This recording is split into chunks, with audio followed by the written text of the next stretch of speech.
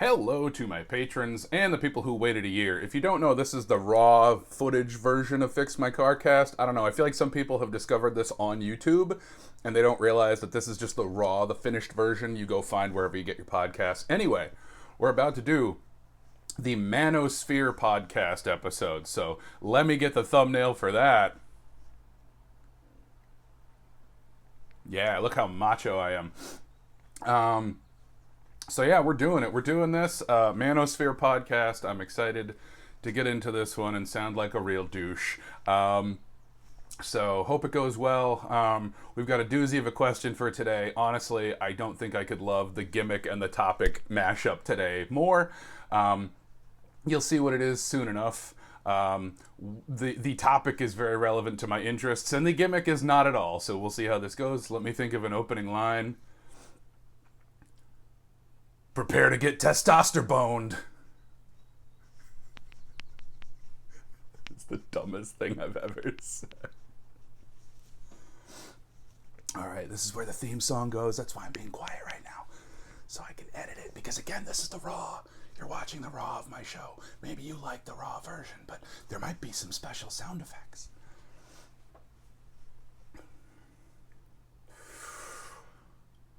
You're listening to Fix My Carcast, hosted by Bear Claw Billy, and this is episode 127. Comedian and musician Keith Hebert is in the gym making mad gains. But first, housekeeping. This is the show where you pick what I say and how I say it. Pick a topic or prompt by donating to the GoFundMe, and vote on the gimmick by joining my Patreon for just $1 a month. Join at the $5 or higher level and also get bonus episodes and behind-the-scenes footage. Links are in the description. Also down there, merch. Get yourself some merch. Do you want to present like a man? Then you need to get Fix My Carcast merch.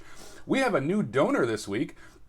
Thank you, Adri, for donating $40. The total raised for paying off my car repair debt is now $2,290. I forgot the applause. Applause for Adri. Everybody applaud for Adri right now. Stand up wherever you are. I don't care if you're driving. Get on those feet and put those hands together for Adri. Thank you. Also, when we get to $3,000, it unlocks an automatic show gimmick, which is I will record an episode at sea. Fun fact, did you know that this whole podcast disappears when we hit $10,000? Just like masculinity is disappearing in this country. Right, brain warriors? Hey, do you like the theme song? No? Well, if you make a donation of $50 or more, in addition to picking an episode topic, you get to change one thing about the theme song forever, unless somebody changes it back. Want me to make the theme song 200% manlier? I'll do it, $50.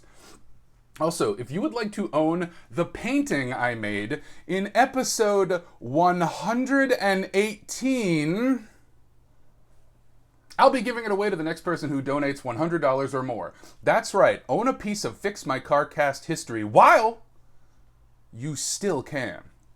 No new patrons this week, bummer. Now it's time for a topic suggestion. I'll suggest topics I think I could easily talk about for a whole episode, though admittedly I think the show is more fun when it's something I'm completely clueless about. So, something I could talk about is the proper way to eat a muffin. Other people do it other ways, but my way is the best way. Want to know more? Donate today. Checking in on the best city in the world based on which city listened to the last episode the most. And our big winner is Winthrop, Massachusetts. Congratulations, Winthrop, Massachusetts. First time winner as far as I know. Let it be known that your Coliseum, Pantheon, and Baths of Caracalla are the best in the world for 7 days. By the way, at the time of this recording, the previous episode still hasn't posted to Spotify. I apologize profusely to any city that would have been the best city in the world due to Spotify being their provider of choice. I've been informed I should wait 1 week before contacting Spotify about the issue, but until then, I'm going to test a theory right this second. Computer, activate the Backmasker. Ruxen cab of Tev Utkaid Rutiyipmuk. The previous episode contained some audio in reverse. I'm guessing Spotify has to make sure I'm not saying anything offensive in there, like poop dumplings or erect horse, before they can post it. But I don't know. If this episode doesn't post either, it's probably that. Whew! Last episode, I was too sick to talk, so I made some sick beats and uploaded some previously unreleased songs of mine on Patreon. The episode before that, I talked about the album Like Clockwork while lying about the topic. You can see video of all the raw footage plus a little extra over on Patreon. Also, head over to Patreon for a bonus episode where I actually talk about the album Like Clockwork by Queens of the Stone Age. Tara, I'm so sorry lie about the topic dropped on your topic. Okay, let's talk next week's gimmick poll. These are your choices for next week's episode gimmick. They are bleep every verb in post, stick my tongue in a fan, do it like a Star Wars movie, and our returning gimmick, record it in extreme close-up. Let's review. That's number 1, bleep every verb in post. We've done noun before. Number 2, stick my tongue in a fan. I see some of you who are like, there's more than one definition of fan. Don't think about it. Let's move on. Number 3, do it like a Star Wars movie. Don't know if you've heard of those films. And our returning gimmick, number 4, record it in extreme close-up. Remember that any gimmick that gets just a single vote is eligible for a second chance in 6 weeks. Be sure to vote over on Patreon. The poll closes Thursday, June 13th at noon Eastern America time. Need a little fuel for my brain. All right. Time for today's gimmick, which is Do It Like a Manosphere podcast. Of course, gimmicks don't start until housekeeping is out of the way, in case any of them prevent me from sharing vital information. But now, we are entering the Mind Punch Zone. From this point on, gimmicks are active and everything is improvised. Today's topic comes to us from Chad for $50. And I'm going to read what I've been asked to talk about verbatim from the GoFundMe comment. In the dystopian 1985 section of BTTF2, is there a second Doc and Marty in that reality that we just never see because they're in the Switzerland boarding school and the asylum respectively? Or did Doc and Marty just end up in a crazy reality where everyone else thinks they're somebody else because they actually did the time traveling? Great question, Chad. My name's Rick Rogaine. Welcome to the Mind Punch Zone. All right, Rick Rogaine coming at you. Great to see all you alpha warriors out there keeping it alpha. We've got a very special guest with us today, and that is Percival Huntington. He's, of course, really well known in the area of man thought. Say hi to everybody, Percival. Hello there, I'm Percival Huntington, and I am widely regarded to be the example of what it is to be a man. Present company excluded, of course. I like the way you talk, Percival, but, let's keep it manly around here. Yes, of course, a manly day to you and yours. So I'm so excited that you've invited me on the show to talk about this topic, the Back to the Future films, which I find to be some of the manliest cinema around. Really? Yeah, that's interesting. Yeah, elaborate on that. Well, you see, the films really revolve around learning to be more like Biff Tannen, even though he is presented as a challenge to our protagonist, Marty McFly. Over the course of the films, he begins to realize that the violence that Biff Tannen drops on everyone is actually inherent to true manliness. Wow, that's so true. That is so true. I never thought of that. Marty McFly, he's a real macho type. Yes, he is, and he's growing into his use of violence to be more of a useful man. Because what is violence if not usefulness? That's so true. That's so true. Whenever I'm watching UFC in my underwear, I just say like, yeah, that's really showing society. That's what being a true mind warrior is all about. Indeed it is. And so our question today, however, regards the rules, how things work in the universe of Back to the Future. Well, I gotta say, I do get a little confused sometimes with everybody looking through holes in their hands and whatnot. Can you break this down for us, Percival? Indeed I can, Rick. Well, you see, in Back to the Future Part 2, Doc and Marty travel to an alternate history, a better one, where Biff Tannen has risen to power as things should be. That's right, we love our big, strong Biff Tannen. Indeed we do. He really is the one to run Hill Valley. He's the best choice for everyone because he understands the importance of manliness. But it's manliness on a level that I would call uber masculinity.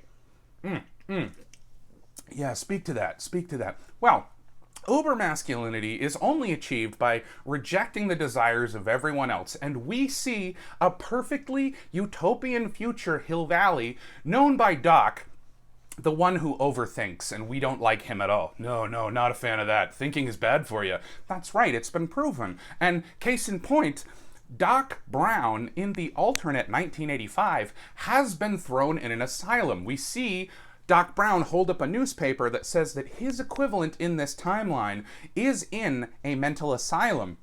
That's interesting. Yeah, that's where we should put all the thinkers. Yes, exactly. Because thinking is bad, but brain war, that keeps you healthy. Yes, you've got to always be committing acts of war with your brain. That's true manliness. Exactly. And so Biff Tannen, who is the strongest soldier in the Manosphere, he has exerted himself, and when Marty shows up, he is confused as to what to do. One could even say he's chicken. And so we see Marty McFly learn the lessons from Biff Tannen, and suddenly he's punching people left and right, even in the first film, not knowing that one day Biff Tannen will rise to power as our true Emperor God King. Without even knowing this, he learns how to be more violent from his own father. We see his father, George McFly, start to exhibit traits of true manliness that he has learned from Biff, because Biff goes after what he wants and he gets it. That's the lesson of the films. Wow, that is so true. I never thought of it that way. Even in the third one with the cowboys, well, the cowboy is the height of masculinity. The Wild West, which was a real true historical period where all the white men had guns and were very powerful, that is the last great era of masculinity, and that's why Doc and Marty need to visit it, to be fully realized as men who can commit murder. Wow, that's so true. That's so true. Now, of course, all our listeners at home, don't take the wrong message from any of this. Your old pal Rick Rogaine told you that. Say, what's that you're drinking there, Rick Rogaine? Oh, this? Well, you've got to get to the internet right now. Folks, you want to go to our website, and you're going to want to get Big Brain Power. That's right. Stock up your carts. It's a protein powder that you stir into your coffee, and then enema time. That's the way it works, and it really gets your brain properly ready for mental warfare. Oh yes, I drink it regularly. I just said it's an enema. You don't... Well, I do what I please. You want to fight about it? Yes, being the uber masculine fighter that I am, yes, I think we could settle this in the parking lot, Rick. Well, we've got a lot more show to fill, so we're going to have to hold that for later. But anyway, go get those supplements right now on our website. Operators are standing by, and they're hot. I think I'll be calling them tonight. Indeed you will, Percival. Indeed you will. All right. Back to these movies. Now, they're no Zack Snyder movie, but they are pretty good. Yes, again, I think they're fine films with a great message for us. But when we see Doc and Marty arrive in this idealized 1985, which Doc refers to in the movies as 1985A, it raises the question. When Doc and Marty return to a time they left from, there is often a duplicate of them. When they go to the year 2015, which for them is in the future, they see older versions of themselves. Well, Marty does. Marty gets to see himself as an old man. So they do not replace the versions of them when they travel through time. In the first film, when Marty goes back to the future 10 minutes earlier than he intended to, he sees a duplicate of himself. Now, one could argue that's from the original timeline, but Marty has already changed the timeline. So, technically that's not the same Marty, but it is a very similar Marty to the Marty that he was at the beginning of the film. Are you with me so far? I gotta be honest, Percival. No, I'm not. I'm looking at porn on my phone while you're talking. Well, you just keep right on doing that. It's good for your health. So, we have established that you can have temporal duplicates. When you go to a timeline that you are interacting with your own timeline, there will be two of you. Therefore, it stands to reason that when they go to an alternate 1985A, there should be versions of them there already.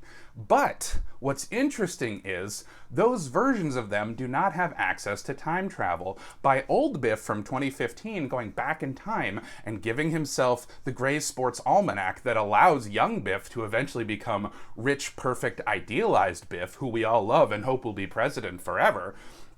When that happens, that prevents Doc Brown from ever inventing time travel, so far as we know, presented with what we know in the films. Doc Brown has been committed, therefore the time machine should never exist. Therefore, the events of the first film have never happened, therefore the time-traveling DeLorean is never brought into existence. So, it could be argued that eventually the timeline will have to reshuffle itself to be a timeline without time travel. This is what's known as a paradox. Oh, you mean like when there's two Doc Browns in that scene where he needs a wrench? No, that's a very clever joke, but Alan Silvestri actually gets credit for that joke. That's what the music track is called on the soundtrack. Boy, Percival, you seem to know a lot about these movies. Well, they were very formative for me when I was learning what it means to be a man, and the answer is punching. Yeah, can you throw a good punch? Do you want to punch me? I'll do my best. Ooh, needs work, but I know you're a mind soldier, so I respect your manliness. And I also respect yours, because respect is what being a man is all about. Well, to other men, of course. Of course. All right, proceed with your theories about Back to the Future Part 2. Well, yes, being a fan of this film series, and doing research only when it supports me, I went to look into the special features on Back to the Future Part 2. Now, we don't have time to tell your listeners about it, but this was an extremely difficult episode for me to research, because even though I knew that I knew all this information, I had a real struggle trying to find some of it. And I don't know if you do bonus episodes, but maybe we'll save it for that, because it's been a real hard week for a Back to the Future fan. I guess, yeah, if people want to get like really into nerdy stuff after the show, but I don't know why you'd want to do that. Yes, exactly. And we're not here to talk about nerdy things. We're here to talk about manly cinema like the Back to the Future films. Now, so I know that there are interviews with Bob Gale, the co-writer of Back to the Future, all three films, where he says that they deliberately did not show an alternate Doc and an alternate Marty. They wrote into the script that Marty from this timeline is away at boarding school and Doc Brown has been committed in an insane asylum. And I remember Bob Gale saying that they did this deliberately so they wouldn't have to get into that as a plot point. They wrote in reasons why we would never see them, whether they were here or not. I tried to find this by listening to the commentary with Neil Canton and Bob Gale, and then I listened to a Q&A about the film with Robert Zemeckis and Bob Gale, and the quote I was looking for could not be found in either. But this is an important part of being a mind warrior. If you can't prove what you want to say, then you've just got to sell it. So, therefore, Bob Gale at one point said he wrote the films that way to make things easier. Wow, that's really interesting. You're a real philosopher. Have you ever read The Art of War by Sun Tzu? Many times, and it is another guidebook for the way I live my life. And I'm sure it is for Biff Tannen as well. He must be a big history buff. Why, you can go to almost any point in history and find a version of him, if you're watching the animated series. But I digress. Now, when it comes to talking about film, there's the subject of canonicity. Now, me personally, I like shows where nothing is canon, but if we are to be focused on what is and isn't canon, can we look to the world outside of the films? Oh, you sly dog, you brought up the animated series on purpose, didn't you? Indeed, I did, Rick, and this is why. Because the animated series is not regarded to be canon. However, there are some things that are considered to be canon to Back to the Future because Bob Gale is credited as a writer on them. Now, there's still debate among fans. Should it be just the films, or should also the video game and the comic book series count as canon? Oh, wow, that sounds like some really intense stuff there, Percival. Indeed it is, Rick, because where I'm going with this is we may have contradictory answers that come from works written by Bob Gale, one of the original writers of the Back to the Future films. They conflict with each other. Whoa, hold on. This is blowing my mind, and that's very hard to do. Are you telling me that the video game has one answer and the comics have another answer? Indeed, they do, Rick. So, what's very interesting about this is if you play the Telltale video game, and I have some notes here that I wrote down because I don't want to get any of this wrong. Okay, hold on one second. I have lost my place in my notes. Hey, just speak from the heart. That's what being a real man is about, is using your heart. I don't know about that. We might have to disagree about that. Parking lot time? Yes, 2 bouts in the parking lot. We'll do that, Rick. All right, so I've written here down in my notes that the Telltale video game has a scene that seems to suggest that if you travel to a radically different timeline, you disappear instantly. This happens when Doc and Marty travel from 1931 to an alternate 1986 where Doc is now a totalitarian leader known as Citizen Brown. Marty convinces Citizen Brown to help him restore the timeline, and at a certain point, Citizen Brown fades out of existence and the original Doc Brown fades in. We don't see anything like this with a character in the films. We do see matchbooks and newspaper headlines change. They fade out and then fade in to become the new version of things. But we never see that happen with Doc or Marty in the films. It's only in the Telltale video game where the moment that Doc Brown arrives in the timeline, he fades out and is replaced with the Citizen Brown version of himself from that timeline. That's really, really interesting, Percival. Do you think there's a reason for that? Well, to be completely honest, I think it's because it's a video game and they have to write in reasons for things. This is the same property where it is revealed that every time the DeLorean is struck by lightning, a temporal duplicate is sent into time in the other direction. And the story reason for this is simply because they just needed another DeLorean. That's literally it. That's all. Wow, so are you saying that writers pull things out of their asses when they're trying to make more supplemental materials for people to buy? I can't confirm that that's the orifice that they take it from, but it certainly would be one of the manlier orifices. Things should only ever be coming out of there, is my opinion. Yeah, I agree. That's really important. Keep stuff out of that hole if you want to be a mind warrior. Agreed wholeheartedly. Now, aside from the video game, there is the comic series, Back to the Future, Untold Tales, and Alternate Timelines. In issue number 5 of the comic series, which I happen to have right here, Doc tells his wife Clara the story of meeting himself in the asylum in 1985A. Well, that seems like a pretty open and shut case there. It really does, Rick. But if you happen to be watching the video version of this podcast, there is in fact an entire storyline of Doc Brown meeting the version of himself from the 1985A timeline and having a conversation with him. Now, the first few issues of this comic series purport to be Untold Tales and Alternate Timelines. So rather than being new adventures in the Back to the Future canon, it's more like stories that fit in around it, events we didn't see in the films. Now, eventually the comic series goes its own way and starts telling new and exciting stories. But we'll discuss that another day. Perhaps someone can sponsor an episode all about the comics, which are interesting in their own way. That is really fascinating stuff. So, we have a canon example saying that Doc definitely met his duplicate during the events of Back to the Future Part 2. Well, that's the thing. Is it canon simply because Bob Gale wrote on it? There are certain things that seem to contradict across the movies, the video game, and the comics, and yet they're all written by Bob Gale, so one would think they're all canon. Wow, that's fascinating stuff. Can I take a look at that comic? Yeah, I'm just kind of curious what Doc has to say to the other version of himself. I hope it's okay to read an excerpt from a comic on a podcast. That's not a copyright violation, is it? No, I don't think so, but I don't know much about copyright law. All I know is you can put Mickey Mouse in whatever you want. Well, let me see here.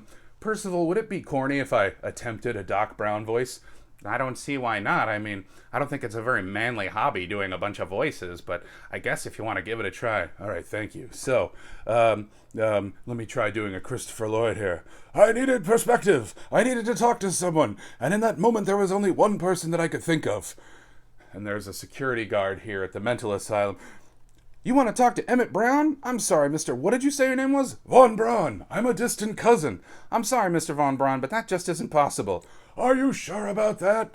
And, Doc Brown holds up a large wad of money because he knows what real power is. So the guard lets him in for 5 minutes, and he says, Hello, Emmett.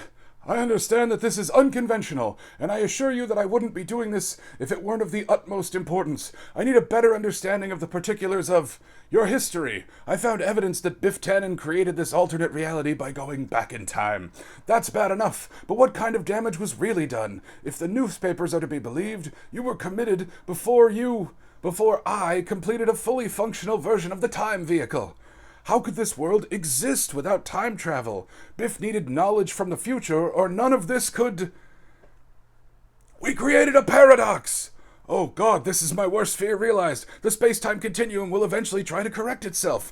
Surely you realize this, and when it does, this version of me will be erased. The DeLorean will be wiped from existence, and all the history it affected, the decades-long divergence. Do you even understand what's happening? I could use your insight in order to... Great Scott! And he takes the other Doc Brown by the shoulder and he turns him around, and you can see stitches on his head. He's been fully lobotomized. Now, Percival, I noticed an interesting line here. Oh, yes, what was it? Well, Doc Brown says, this version of me will be erased. Is he referring to himself, or is he referring to the version of himself from this timeline? Well, that is an interesting question, and I would go so far as to say that Bob Gale is really tired of being asked about this. Oh yeah, that's interesting. Yes, I think he's showing a healthy amount of contempt for his audience. And when making any art, it's important to show a healthy amount of contempt for your audience. Yeah, that's really interesting. Because none of us want to be here. We have no idea what we're doing with our lives, and we just wish they were over, right? Yes, that is a common thought in the sphere of man, but it is important to remember power. Power is what we all must lust for. Oh, that's interesting. Isn't there a song about power in the Back to the Future movies? I think you're referring to The Power of Love. Yeah, how does that go? Well, you don't need money, and you don't need fame, and you don't need a credit card to ride this train. Oh, that's what Marty thinks at the beginning of the movie. Yes, in fact, the most important things you can have is money, fame, and a credit card. And a train, which Doc Brown gets by the end of the third movie. That's right. It's all making sense now, isn't it? This is fascinating stuff, Percival. Just absolutely fascinating stuff. Well, I'm glad we definitively have an answer on if there are two Docs and two Martys in 1985A in the dystopian version of Back to the Future. We actually don't really have an answer. It truly is still up for interpretation. That's true, but also you're wrong. I disagree. I can't be wrong. I think you're wrong. And I think we have to take it to the parking lot. That's not how you solve every problem. As always, take it to the parking lot.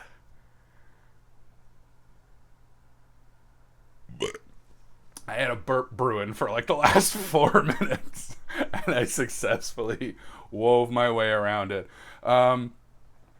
Folks, I hope that was a fun one. The bonus episode is going to be all about the terrible, terrible time I had trying to source this information. Obviously, I was sick the week before, so I wasn't really doing much research on it. So then I was like, well, now I have this whole week to do my research. And at every turn, something got in my way.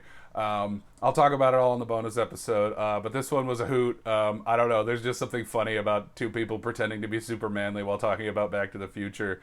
Oh, man. And you know what? I never got into sexism in Back to the Future. That would have been a good thing to come up with. Because if you want more Bob Gale quotes about writing, look up how he feels about Jennifer being in the car at the end of the first one. Yeah, you can find a lot of quotes of him being like, Yeah, we just didn't know how to write for a woman, so we had to knock her out and leave her in an alleyway, because what's the alternative? Incorporating a woman into the story? Yeah, these are great movies. Anyway, they're my problematic faves, and it's my least favorite thing about 2. And at least Clara Clayton is a more fleshed out female character in that she's one of the good ones because she has one of the same interests as Doc. Please don't study Hollywood films for lessons on gender equality. Anyway, thanks for watching. May the Force be 88 miles per hour.